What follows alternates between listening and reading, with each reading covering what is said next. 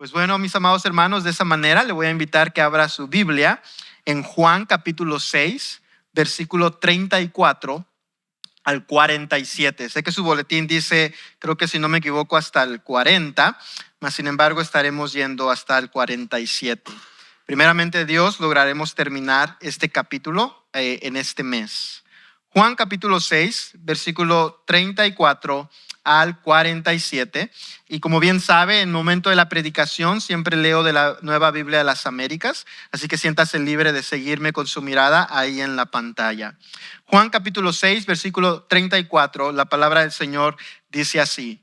Estos son los hombres hablándole a Jesús. Señor, danos siempre este pan, le dijeron. Jesús les dijo, yo soy el pan de la vida.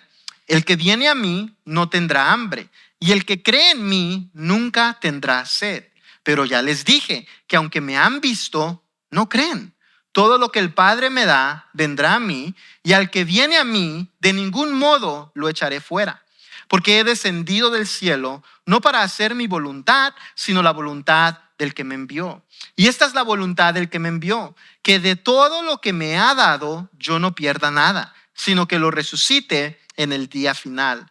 Porque esta es la voluntad de mi Padre, que de todo aquel que ve al Hijo y cree en él, tenga vida eterna. Y yo mismo lo resucitaré en el día final. Pero los judíos murmuraban de él, porque había dicho, yo soy el pan que descendió del cielo. Y decían, ¿no es este Jesús, el hijo de José, cuyo padre y madre nosotros conocemos? ¿Cómo es que ahora dice, yo he descendido del cielo? Jesús les dijo, no murmuren entre sí. Nadie puede venir a mí si no lo trae el Padre que me envió, y yo lo resucitaré en el día final. Escrito está en los profetas, y todos serán enseñados por Dios. Todo el que ha oído y aprendido del Padre viene a mí. No es que alguien haya visto al Padre, sino que aquel que viene de Dios, él ha visto al Padre. En verdad les digo, el que cree tiene vida eterna. Vamos a orar, hermanos. Te damos muchas gracias, Dios, por tu palabra en esta mañana. Te pedimos, Padre, que seas tú utilizándola para traer bendición a nuestras vidas, Señor. Y ese tipo de bendición que hace que tu voluntad sea hecha en nosotros, Padre. Tú conoces los problemas, tú conoces las situaciones que cada uno de mis hermanos está pasando, pero yo te pido, Señor, que hoy sus almas puedan ser refrescadas por tu palabra. Esa vida que solamente proviene de tu palabra, que hoy todos tus hijos y tus hijas puedan experimentarla, Señor. Y si hay alguien aquí, Padre, que no te conoce, que no sabe de ti, Señor, que ha estado viviendo muerto en sus delitos y pecados, si es conforme a tu voluntad, Padre, yo te pido que tú obres en su corazón, que tú obres en su mente, para que también esta persona, junto con nosotros, Señor, pueda gozarse, crecer y aprender de tu palabra. Muchas gracias, Dios. Todo esto lo oramos en el nombre de Jesús. Amén y amén. ¿Pueden tomar asiento, mis amados hermanos? Juan capítulo 6. Juan capítulo 6, mis amados hermanos, es uno de los pasajes más difícil a veces de estudiar y de predicar, porque nos topamos con dichos de nuestro Señor Jesucristo que literalmente, directamente atacan la autosuficiencia humana. Ese sentir de que somos capaces, ese sentir de que yo puedo, de que yo elijo, de que yo hago, de que soy dueño de mi propia vida, es literalmente enfrentado con estas palabras de nuestro Señor Jesucristo. De hecho, el efecto que vemos en este pasaje es el efecto que muchas veces también vemos en nuestras vidas a ser confrontados con Él. ¿Qué sucede con estos hombres? Ellos habían visto milagros de Jesús. Ellos habían visto lo increíble que Jesús hizo cuando alimentó a estas miles de personas. Mas, sin embargo, después de estas palabras de Jesús tan directas, tan claras, tan al punto, nos damos cuenta al final de este pasaje que todas estas personas se fueron. ¿Por qué razón? Porque Jesús habló y atacó directamente la autosuficiencia humana. Literalmente Jesús les enseñó a ellos que la única manera que cada uno de ellos podía encontrar vida no residía en ellos mismos, sino que residía solamente en Dios y en Cristo Jesús, su Hijo. Así que el día de hoy, mis amados hermanos, veremos estas palabras, estas frases de nuestro Señor Jesucristo que por un lado van a atacar de cierta manera nuestra altivez, nuestro egoísmo, nuestra autosuficiencia, pero por el otro lado, mis amados hermanos, nos pueden traer la paz y la satisfacción de saber que si estamos en Cristo, estamos seguros, no por nuestras propias obras, sino por la obra de Dios en nosotros. Así que yo te invito que cuando tú escuches las palabras duras, puedas tener paz, puedas tener refrigerio en las palabras suaves que vienen, de que sí necesitamos depender de Dios, pero cuando dependemos de Dios, estamos en Él seguros. Así que el día de hoy, mis amados hermanos, cubriremos 3 puntos específicos. Número 1, nos daremos cuenta que el pan que Cristo ofrece a estas personas no es un pan material, sino que es Él mismo. También veremos que la manera que una persona recibe vida es porque el Padre la da y el Hijo no pierde a ninguno de esos que el Padre la da. También nos daremos cuenta, y esta será la porción dura de nuestro pasaje, y es esto, que nadie puede venir al Hijo si no es que el Padre trae a esa persona al Hijo. Número 4, veremos que el pan en su carne es entregada en la cruz, que probablemente este punto no lo tocaremos hoy, lo estaremos tocando la semana que viene. Pero así que vamos a comenzar. Cristo se ofrece a sí mismo a la multitud. ¿Qué acaba de pasar? Cristo acaba de aludirle a estas personas que hay un pan de vida, que Él es mismo, y que si ellos comieran de ese pan, ellos nunca jamás tendrían hambre. Ahora, para estas personas, pensando en lo material, pensando en lo humano, al escuchar ellos pensaron, pues ya nos sacamos la lotería. Y ellos dicen, danos siempre de este pan. Pero el pan que ellos tenían en mente, tristemente en ese momento, era esos 5 panecillos y esos 2 pescados que Cristo había multiplicado. Así que al ellos decir eso, danos siempre de este pan, Jesús les responde a ellos y les dice, no, sino que yo soy el pan de la vida. El que viene a mí no tendrá hambre y el que cree en mí nunca tendrá sed. Así que estos hombres vienen a Cristo pidiendo ese pan, mas Cristo los corrige y les dice, yo soy el pan de la vida. Y aquí, mis amados hermanos, en este versículo 35 es que comenzamos el gran recorrido de los 7 yo soy que Jesús dice. A lo largo del Evangelio de Juan, Jesús dice 7 yo sois. El primero de ellos es yo soy el pan de vida. Más adelante en el capítulo 8 dirá, yo soy la luz del mundo. En el capítulo 10 dirá, yo soy la puerta. En el capítulo 10 también dirá, yo soy el buen pastor. En el capítulo 11 dirá, yo soy la resurrección y la vida. En el capítulo 14 dirá, yo soy el camino, la verdad y la vida. Y en el capítulo 15 dirá, yo soy la vid verdadera. Y algo que tienen en común todas estas cosas, todas estas figuras que Jesús utilizó es esto. Son cosas que los hombres creían necesitar para poder encontrar vida plena en esta vida. Yo sé que en nuestro tiempo la comida muchas veces no es algo en lo que estamos preocupándonos todos los días, a menos que acabes de perder tu trabajo, ahí te preocupas, pero usualmente nuestras preocupaciones son comprarnos zapatos nuevos, comprarnos lujos, comprarnos carros, pero en aquellos tiempos, mis amados hermanos, el pan era algo tan importante y en muchas ocasiones era un lujo. En vez de las mujeres de aquellos tiempos preocuparse por el maquillaje o los hombres en aquellos tiempos preocuparse por videojuegos o yo que sé tanta cosa, la preocupación más grande que tenían las personas era el pan. ¿Qué voy a comer hoy? Y las personas creían que si ellos lograban encontrar comida, ellos lograban encontrar todo lo que necesitaban para vivir una vida plena. No obstante, Cristo viene a estas personas y mientras ellos piden de ese pan, Cristo les dice, yo soy el pan de vida.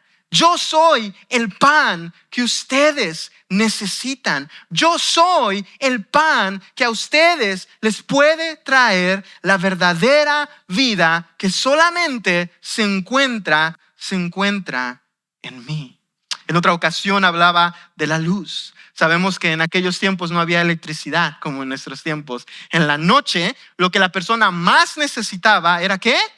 La luz. Así que por eso Jesús les dice, no se confundan. El tipo de luz que ustedes más necesitan es la luz que yo proveo. Las puertas en aquellos tiempos era algo muy importante. Si ellos llegaban a una ciudad y la puerta de la ciudad estaba cerrada, era lo peor que les podía pasar, porque quería decir que iban a quedar a la intemperie de todos los ladrones. Y Jesús les dice, no, ustedes no necesitan que la puerta de Jerusalén esté abierta para ustedes cuando vengan. Ustedes necesitan la puerta que está en mí y que solamente yo abro y que solamente yo cierro.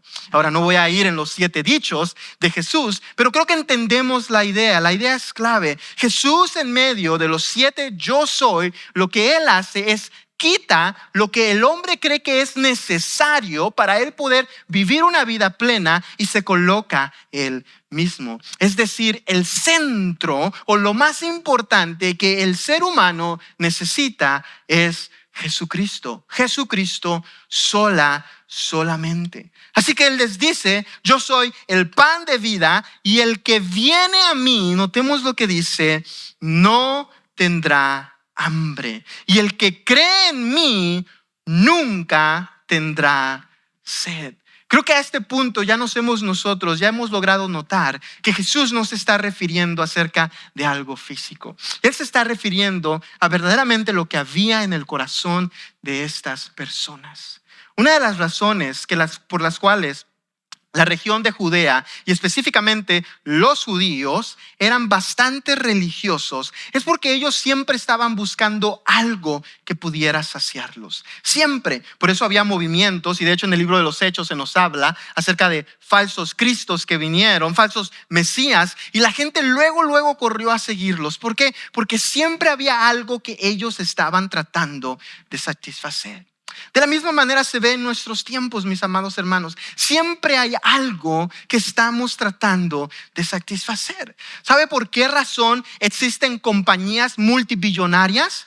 Porque hay una necesidad en cada uno de nosotros que no hemos podido satisfacer. ¿Y qué hacemos? Lo buscamos en las compañías, lo buscamos en las modas, lo buscamos en los productos, lo buscamos en las fiestas o en lo que sea y no logramos encontrarlo. Así que Cristo les hace la oferta más hermosa de toda la historia a estas personas y les dice, el que viene a mí no tendrá hambre y el que cree en mí nunca tendrá sed. En otras palabras, el que viene y cree en mí estará plenamente, totalmente saciado. Totalmente saciado.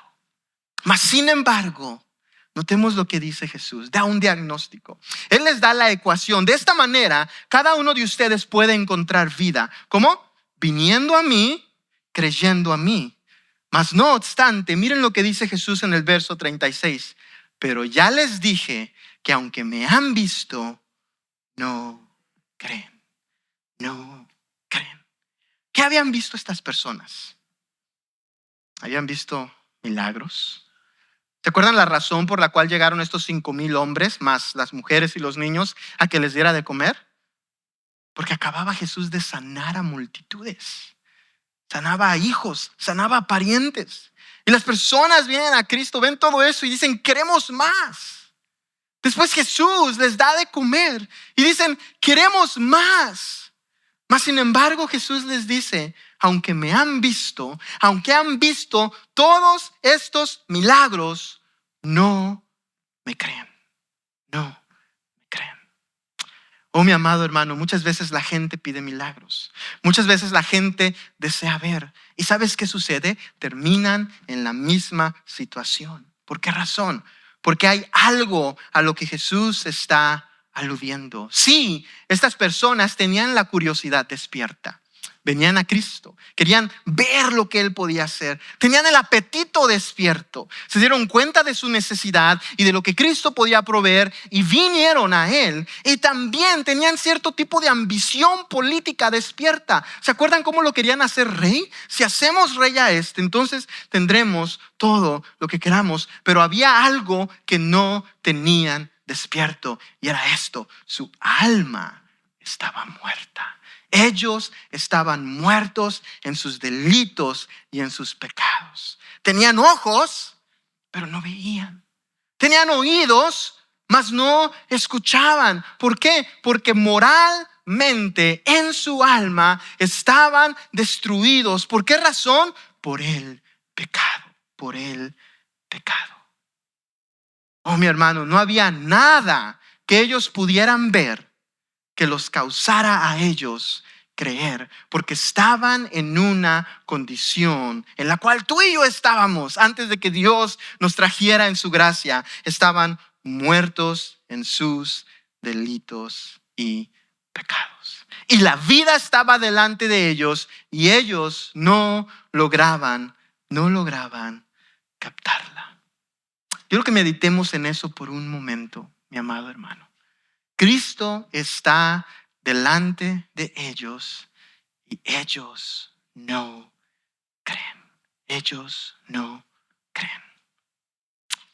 Veamos al verso 37. Jesús continúa diciendo: todo lo que el Padre me da, vendrá a mí. Y al que viene a mí, de ningún modo le echaré afuera. Quiero que notemos lo que acaba de hacer aquí Jesús. Jesús está diciendo a ellos: ustedes ya vieron señales, ustedes ya vieron milagros, ustedes me han visto personalmente, mas sin embargo no creen. ¿Por qué no creían? Porque era necesario, ¿qué era necesario? Verso 37, que el Padre obrara para que ellos vinieran. Este es un lenguaje que ya hemos visto en el pasado, mis amados hermanos. Lo vimos en Juan 3, este todo al que Jesús hace referencia aquí, este venir, en Juan 3 era los que nacen de nuevo.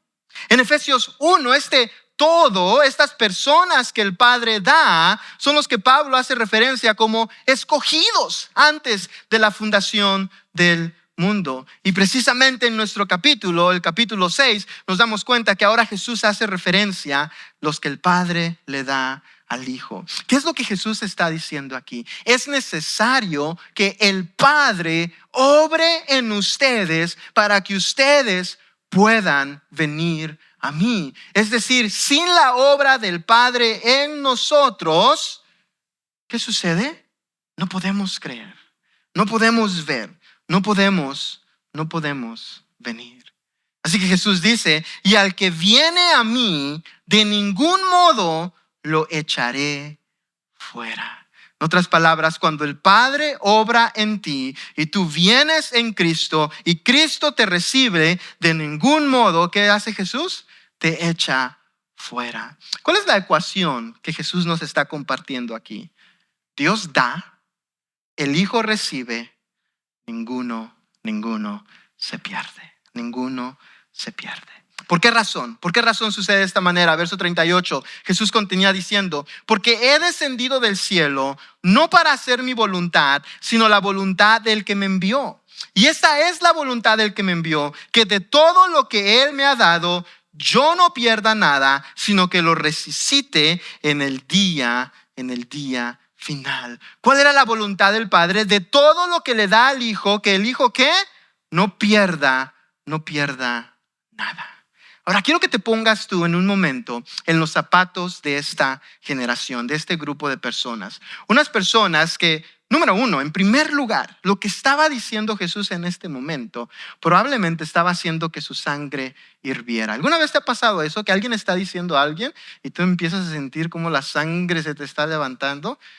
No se confía. Yo sé que somos enojones aquí y empiezas a estresarte y empiezas a, de cierta manera, hasta tu cuerpo se empieza a calentar. ¿Y sabes por qué probablemente se estaban sintiendo de esta manera? Porque ¿qué es lo que estaba diciendo Cristo aquí? El Padre tiene que hacer algo en ustedes para que ustedes puedan ser del Padre. Lo cual para estas personas debió haber sido como una bofetada en la cara. Porque era algo que decían todos los judíos. El reino es ¿de quién? De nosotros. Somos benditos, benditos del Padre. De hecho, se los he dicho en el pasado. Uno de los dichos judíos era el siguiente, que si solamente 2 personas se iban al cielo, uno iba a ser fariseo y el otro iba a ser escriba. ¿Por qué razón? Porque eran, número 1, judíos y número 2, estaban totalmente apegados a su ley que ellos habían creado de hombres. Mas Cristo les dice a ellos, a menos que el Padre los traiga a mí, ustedes no tendrán vida. Y la voluntad del Padre es que yo salve a todos los que vienen a mí. Ahora, aquí hay 2 cosas que sucedieron. Número 1, Jesús les está diciendo a ellos cómo pueden ser salvos. Y número 2, tal parece que en ese preciso momento ellos no estaban incluidos. ¿Por qué razón? Porque no creían en Jesús. Y Jesús les está diciendo, y si ustedes no creen en mí, entonces ustedes no tienen vida. Jesús continúa diciendo en el verso 40, porque esta es la voluntad de mi Padre, que todo aquel que ve al Hijo y cree en Él, tenga vida eterna, y yo mismo lo resucitaré en el día final. Nuevamente, ¿cuál era la voluntad del Padre? Que todo aquel que viniera al Hijo creyera y que tuviera vida eterna. Lo que Jesús acaba de hacer en este momento, Él acaba de crear una ecuación que a veces es algo incómoda para nosotros. ¿Cuál es la ecuación que Jesús acaba de crear? Para tú y yo ser salvos de nuestros delitos y nuestros pecados, Dios tiene que obrar. Dios tiene que obrar. Dios tiene que obrar. Notemos cómo lo dice en otro pasaje. Más adelante en el verso 65 Jesús dice, nadie puede venir a mí si no se lo ha concedido el Padre. No obstante, esto no quiere decir que la invitación no esté abierta a todos. Apocalipsis 22:17 nos dice, y el que tiene sed, venga, y el que desee, que tome gratuitamente del agua de la vida. Pero después vemos un pasaje en Romanos 9:16 que nos dice, no depende del que quiere ni del que corre, sino de Dios que tiene misericordia. Y nuevamente en Romanos 10:13 se nos dice, todo el que invoque el nombre del Señor será salvo. Qué confusión, ¿verdad?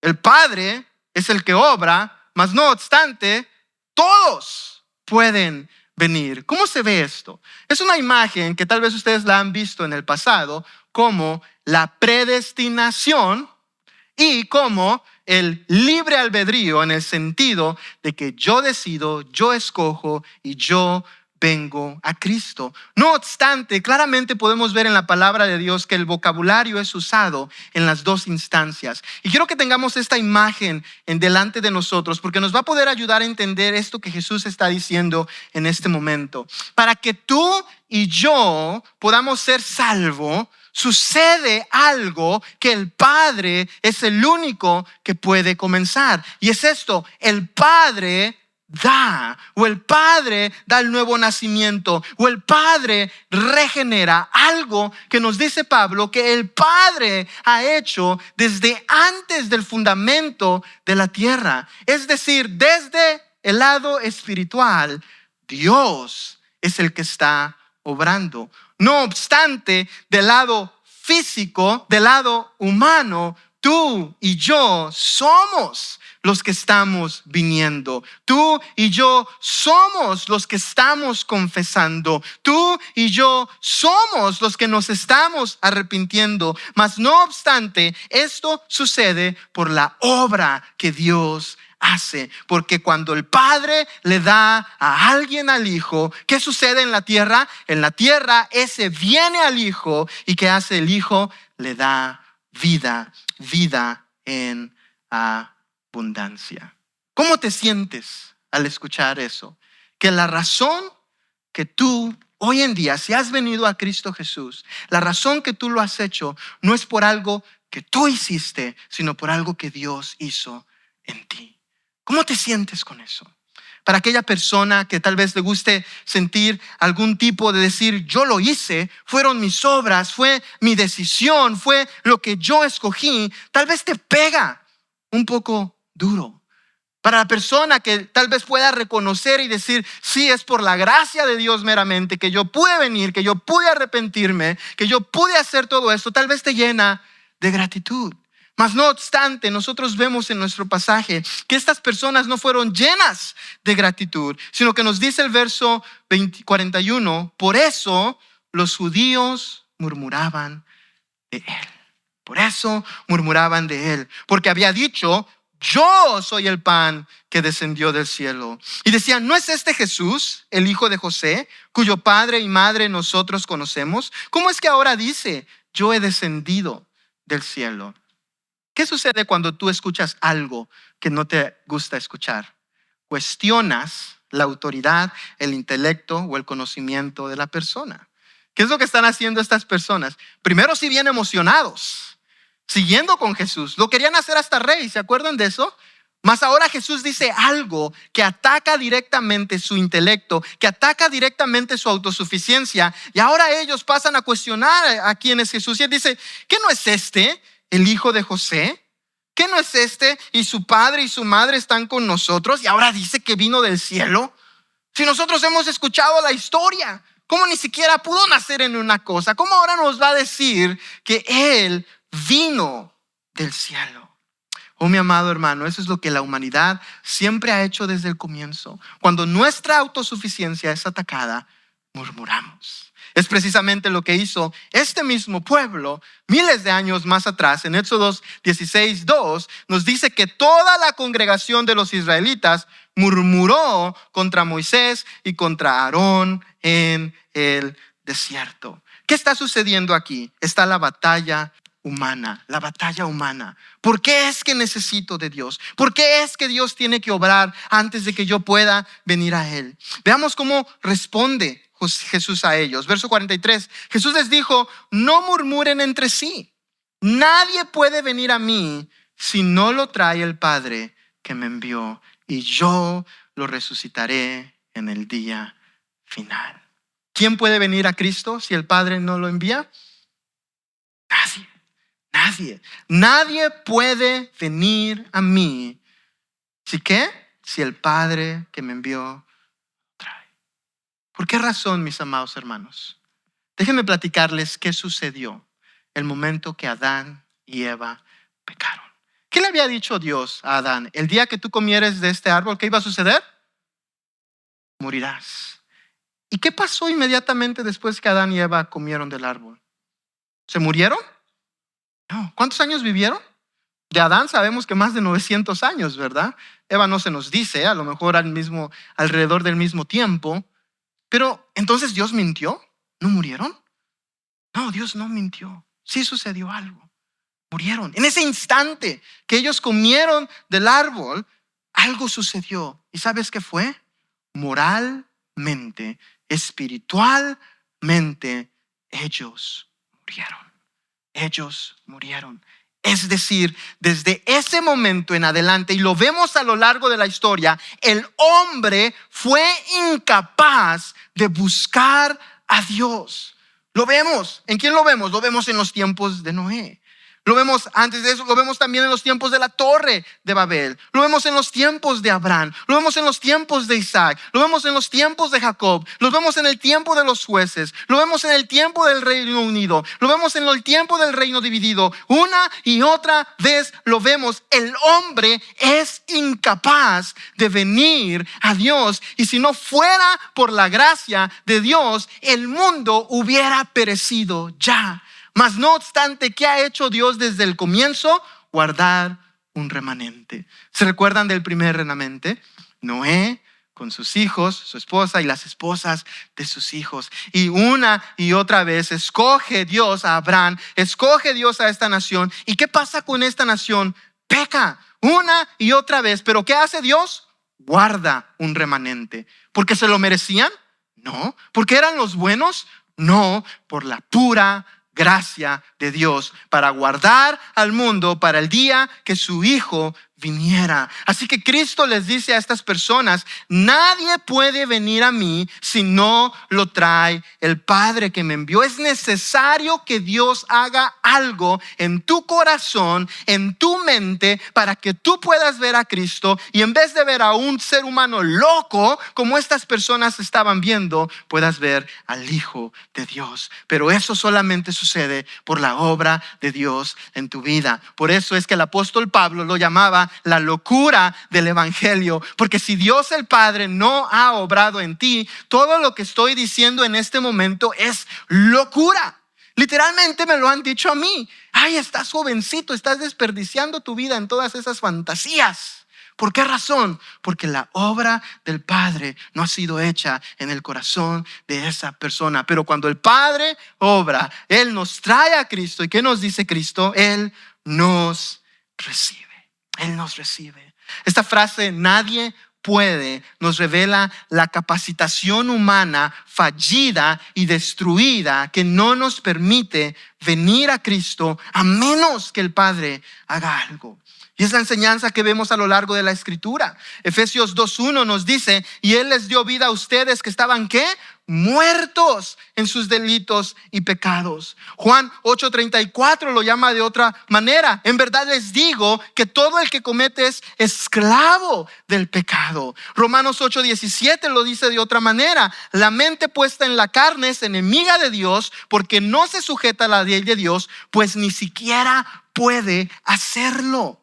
Primera de Corintios 2:14: pero el hombre natural no acepta las cosas del Espíritu de Dios, porque para él son necedad y no las puede entender, porque son cosas que se disciernen espiritualmente. Y el veredicto de todo esto, mis amados hermanos, es Romanos 3:11: no hay quien entienda, no hay quien busque a Dios, mas por la gracia de Dios, tú y yo, nuestros ojos fueron abiertos, nuestro corazón fue transformado, y por la gracia del Padre pudimos ver y pudimos venir a Cristo Jesús, el cual nos ha salvado, mis amados hermanos. ¿Cómo sucede esto? En algunos lugares se le llama la regeneración. En otros lugares se le llama la iluminación. En otros lugares se le llama el nuevo nacimiento. Lo vemos en la palabra de Dios. Pero veamos cómo lo describe nuestro Señor Jesucristo. ¿Qué es eso que el Padre hace para que nosotros podamos venir a Cristo? Jesús lo dice en el verso 45. Escrito está en los profetas: y todos serán enseñados por Dios. Todo el que ha oído y aprendido del Padre viene a mí. Literalmente lo que sucede es que Dios nos enseña. Aprendemos ¿de quién? De Dios el Padre, la necesidad que tenemos de su Hijo Jesucristo. ¿Cómo se ve esa enseñanza? La podemos ver en Ezequiel 36:26. Dice: además les daré un corazón nuevo y pondré un espíritu nuevo dentro de ustedes. Quitaré de su carne el corazón de piedra y les daré un corazón de carne. Pondré dentro de ustedes mi espíritu y haré que anden en mis estatutos y cumplan cuidadosamente mis ordenanzas. Cuando el Padre te enseña, esto es lo que sucede, mi amado hermano. Número 1, reconoces tu pecado. Número 1, te das cuenta que eres incapaz de, por tus obras, de por tu conducta, de por tus buenas intenciones, encontrar salvación. Te das cuenta de eso. Es la enseñanza del Padre en tu vida. Y número 2, te das cuenta que solamente en su Hijo Jesucristo tú puedes encontrar vida. Y eso es algo que ningún hombre te puede enseñar. Solamente Dios, porque Dios te lo enseña en tu corazón y en tu mente. Y cuando tú aprendes eso, te das cuenta que solamente en Cristo tienes vida. Verso 46, Jesús dice: no es que alguien haya visto al Padre, sino aquel que viene de Dios, Él ha visto al Padre. Ahora aclara Jesús. Esta enseñanza del Padre de las que le estoy hablando no es como que tú te sentaste en un aula o fuiste a una iglesia y Dios se paró al frente y empezó a enseñarte. Lo que Jesús está diciendo es algo interno que Dios hace en tu vida. Dios lo hace en tu vida y solamente Jesús es el que ha visto al Padre. Juan 1:18, nadie ha visto jamás a Dios, el unigénito Dios que está en el seno del Padre, Él le ha dado a conocer. Y aquí viene algo que muchos de nosotros estamos acostumbrados a escuchar, la invitación. ¿Cómo termina Jesús en este pasaje? En verdad les digo, el que cree tiene vida eterna. Tiene vida eterna.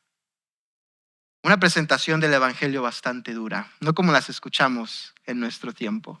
En nuestro tiempo diríamos tal vez, wow, qué pastor tan inseguro de sí mismo. Jesús les dice, oye, si no vienes, es porque el Padre, ¿qué? No obró en ti y no puedes venir. Mas sin embargo después dice, en verdad les digo, el que cree tiene vida eterna. ¿Por qué no podían creer estas personas? Porque aún seguían muertos en sus delitos y pecados. Era necesario que Dios obrara en ellos para que ellos nuevamente pudieran respirar, pudieran tener vida y correr a Cristo Jesús.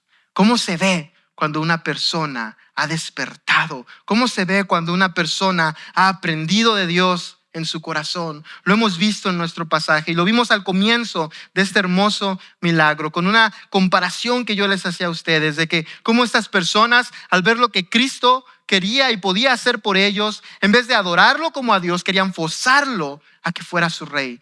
¿Por qué razón? Porque ellos no habían aprendido.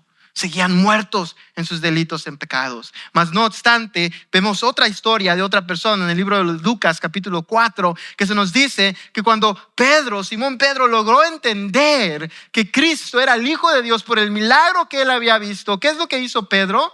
Se tiró al suelo y dijo, apártate de mí que soy pecador. Porque ¿qué es lo que enseña el Padre? ¿Qué es lo que sucede en tu vida cuando verdaderamente el Señor te da vida? Cuando verdaderamente tu corazón es regenerado, dejas de buscar a Cristo por conveniencia. Reconoces que eres pecador, reconoces que no mereces nada, te postras delante del Señor y le dices, soy pecador. Y estas personas lamentablemente no vieron eso. Y Cristo nos dice precisamente por qué no vieron esto. Porque habían sido juzgados por el Padre.